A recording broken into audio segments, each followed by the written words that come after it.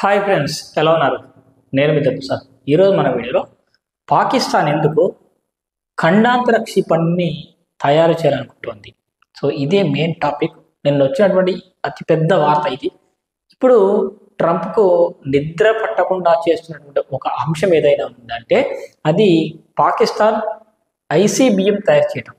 So వాస్తవం చెప్పాలంటే America ఏమనుకుంటుందంటే, ఏ దేశమైతే మా దేశాన్ని టార్గెట్ చేస్తూ అణ్వాయుధాలు కానీ ఐసీబీఎం కానీ అంటే ఖండాంతర క్షిపణులు అంటే అణ్వాయుధాలను మోసుకెళ్లే క్షిపణులు తయారు చేసుకుంటారు, వాళ్ళు మాకు అణుశత్రు దేశాలుగా భావిస్తుంది. సో ఈ విధంగా నిన్న మొన్నటి వరకు మరి అమెరికా పాకిస్తాన్ని ఒక పావులాగా వాడుకొని మరి చెప్పు చేతుల్లో ఒక చెంచా కిరి చేపించుకున్నటువంటి అమెరికా, సో తన స్వార్థ ప్రయోజనాలకు పాకిస్తాన్ని ఉపయోగించుకున్నటువంటి అమెరికా సో ఇప్పుడు పాకిస్తాన్ని చూసి ఒక్కసారిగా షాక్ అయిపోయింది. సో ఎందుకో తెలుసా? ఇక్కడ చైనా సహాయంతో టెక్నాలజీ తీసుకొని కాస్త ఫైనాన్షియల్గా కూడా ఫండ్స్ తీసుకొని ఇప్పుడు అమెరికాని టార్గెట్ చేస్తూ అది తయారు చేయగలుగుతుంది. సో ఎందుకు తయారు చేయాల్సి వచ్చింది? ఫస్ట్ ఆఫ్ ఆల్ ఇక్కడ వచ్చిన వార్త చూడండి. అమెరికాను చేరే బాలిస్టిక్ మిసైల్ చైనా సాయంతో సీక్రెట్గా తయారు చేస్తున్న పాక్. సో ఇది ఒకటి గుర్తుపెట్టుకోండి.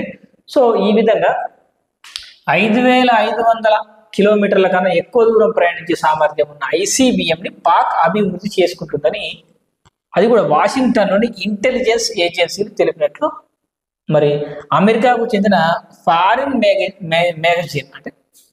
మ్యాగజైన్ ఒకటి పేర్కొంది. ఇక్కడ మనం అర్థం చేసుకోవాల్సింది ఏంటంటే, పాకిస్తాన్కు అమెరికాకు మంచి సంబంధాలు ఉన్నాయి, ఓకే.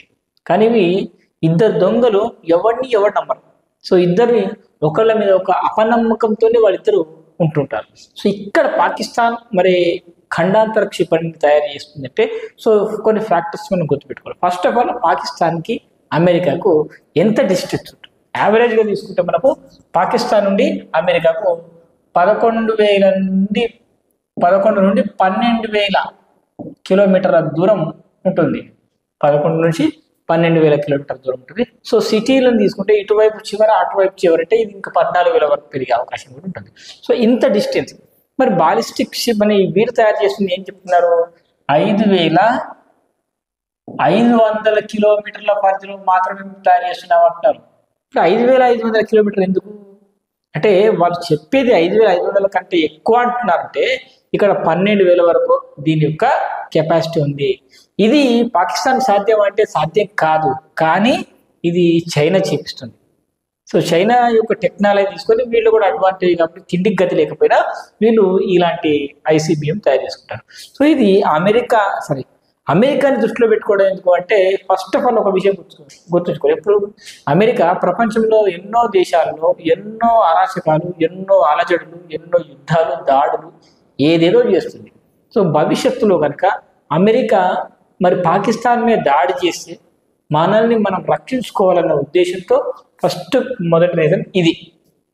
రేపొద్దున ఇరాన్కి కానీ ఇలాంటి పరిస్థితి వచ్చినట్టే మన పాకిస్తాన్కి రావద్దు. ఒకవేళ అణ్వాయుధాలు ఉన్నప్పటికీ మనం అమెరికాను కొట్టాలంటే అమెరికాను నేరుగా కొట్టేంత ఐసీబీఎం అంటే వాటిని మోసుకెళ్ళగలిగే ఖండాంతర క్షిపణులు వాళ్ళ దగ్గర ఉండాలి కాబట్టి వాళ్ళు తయారు చేసుకుంటున్నారు. సో ఇదొక రీజన్. రెండో రీజన్ ఏంటంటే, ఒకవేళ పాకిస్తాన్కి చైనా సపోర్ట్గా ఉన్నప్పటికీ ఒకవేళ అమెరికా డైరెక్ట్గా దాడి చేస్తే కనుక పాకిస్తాన్ మరి రక్షించడానికి పాకిస్తాన్కి చైనా అండగా ఉంటుందా? ఉండకపోవచ్చు, 100% రాదు. సో ఆ ఉద్దేశంతో కూడా రేపు పొద్దున మనమే సెల్ఫ్ డిఫెన్స్ చేసుకుందామని చెప్పేసి పాకిస్తాన్ అనుకుంటుంది. ఇక మూడో కారణం ఏంటంటే, ఇస్లామిక్ వరల్డ్లో నేనే నెంబర్ 1, నేనే సూపర్ పవర్ అని చెప్పుకోవడానికి మా దగ్గర అనుభవాలతో పాటు వాటిని మోసుకెళ్ళే ఐసీబీఎంలు కూడా మా దగ్గర ఉన్నాయని చెప్పుకోవడానికి, సో ఈ విధంగా చేసుకోవడానికి ఇవన్నీ గొప్పలకు పోయి ఇవన్నీ చేసుకుంటుంది అన్నమాట. సో ఏది ఏమైనా పాకిస్తాన్ని వాడుకుందామని చైనా గట్టిగా ప్రయత్నం చేస్తుంది. అందుకు అమెరికాకు చెక్ పెట్టాలంటే మనము పాకిస్తాన్తో కూడా రెడీ చేసి పెట్టుకుంటే అటు అమెరికా విషయంలో కావచ్చు, ఇటు భారత్ విషయంలో కావచ్చు, రెండు రకాలుగా మనకు ఉపయోగపడుతుందని చెప్పేసి వాళ్ళు అనుకున్నారు. సో వాళ్ళ స్ట్రాటజీ వేరు, పాకిస్తాన్ యొక్క పరిస్థితి వేరు.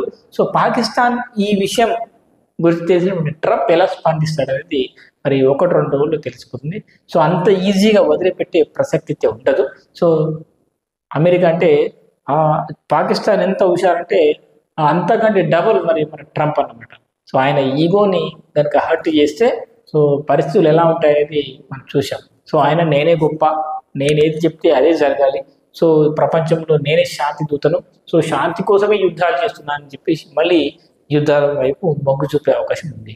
సో ఏది ఏమైనా ఇప్పుడున్నటువంటి పరిస్థితి చూస్తే ఫ్యూచర్లో మరిన్ని యుద్ధాలకు ఇది ఆజ్యం పోస్తుందని మనం అనుకోవచ్చు. సో ఇది ఫ్రెండ్స్ వాటి వీడియో. ఈ వీడియో గురించి మీరేమనుకుంటున్నారనేది కామెంట్స్ ద్వారా తెలియజేయండి. మన ఛానల్ని సబ్స్క్రైబ్ చేసుకుని మాకు సపోర్ట్ చేయండి. Thanks for watching. బాయ్.